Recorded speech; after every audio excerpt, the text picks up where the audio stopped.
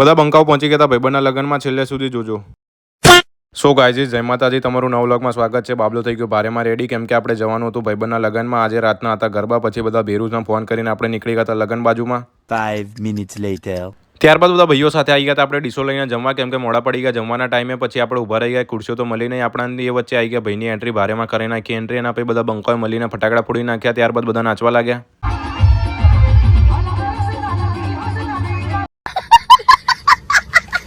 જમ્યા પછી 2 વાટકી કેરીનો રસ પી લીધી એટલે બધા ફાસ થઈ ગયા ભારેમાં.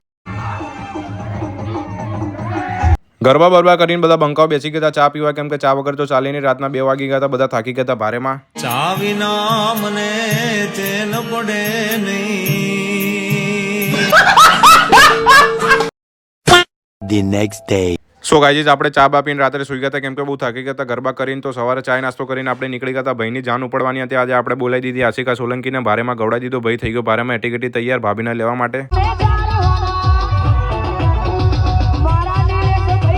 ત્યારબાદ બધા ભાઈઓ નીકળી ગયા હતા મોજ મસ્તી કરીને. ગાડી લઈને અમદાવાદ બાજુમાં લાગી ભારેમાં ગરમી. ત્યારબાદ આ ભાઈને ખબર નહીં શું થયું, સવારે સંડાસ કરીને એટલે આજે આવું ફેસ કર્યું. અડધો કલાક પછી આપણે પહોંચી ગયા હતા અમદાવાદ બાજુમાં. વરઘોડો કાઢ્યો, ભાઈનો ભારેમાં તૈયાર કર્યો. પછી આશિકા સોલંકીએ કાઢું ભારેમાં ગીત, કેમ કે આપણે આઈફોન વાળા છે તો આઈફોન ગરમ થઈ જાય, તો આપણે એસી ફૂલ કરીને ગાડીમાં બેસી ગયા. अच्छा जी.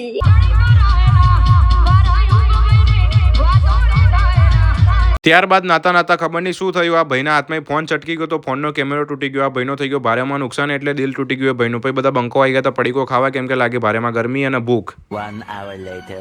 ત્યારબાદ ત્યાં ગરમીના કારણે આવ્યો ભારેમાં કંટાળો. પછી ઓલા બુક કરીને નીકળી ગયા હતા બધા ભેરુ સાથે પાછા ગાંધીનગરમાં.